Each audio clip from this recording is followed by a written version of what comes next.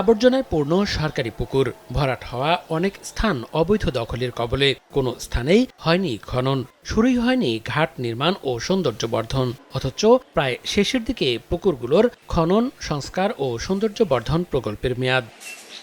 ঢাকার আশুলিয়ায় প্রভাবশালীদের দখলে থাকা দুটি সরকারি পুকুর সংস্কার ও দখলমুক্ত করতে ২০২৫ সালের নভেম্বরে জেলা প্রশাসনের পক্ষ থেকে নেওয়া হয় উদ্যোগ।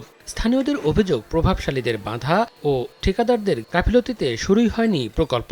আমিনবাজার, জালেশ্বর, বিরুলিয়া, শিমুলিয়া ও ধামরাইয়ের আরও ২২টি পুকুরের একই অবস্থা। ২ মাসের কাজ করার কথা, ২ মাস তো শেষ হয়ে মেয়াদের শেষ পর্যায়ে চলে গেছে, এমন কাজ হইতেছে না। পুকুরে কিছু লোক ময়লার পানি দিছে, সেই টয়লেটের পানির জন্য এখন এইভাবে কাজটা বন্ধ আছে। এই ময়লা পানির কারণে আমাদের ফসলেরও একটু ক্ষতি হয়। যদি এগুলো বন্ধ করা হয় তাহলে আমাদের এলাকার উন্নয়ন হবে, পরিবেশের উন্নয়ন হবে।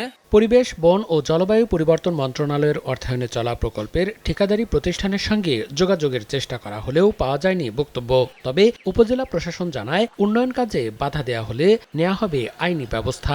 পুকুরের এই বড় জায়গাগুলো মানুষ কিছু অবৈধ দখলদার তারা দখলের একটা পায়তারা করছে। আমরা আসলে এরকম বড় ধরনের বাধার মুখে এখনো পড়িনি। যদি এরকম পড়া হয়, আমরা সরকারি কাজে বাধা দেওয়ার অপরাধে আমরা আসলে যেই বাধা দেবেন তার বিরুদ্ধে আইনগত ব্যবস্থা গ্রহণ করব। ঢাকা জেলা ও মহানগরের মোট ৪৪টি পুকুর দখলমুক্ত, সংস্কার ও সৌন্দর্য বর্ধনের জন্য ২৫ কোটি টাকার প্রকল্প অনুমোদন দেয় জেলা প্রশাসক। চলতি বছরের জুনের মধ্যে প্রকল্পের কাজ শেষ হওয়ার কথা ছিল।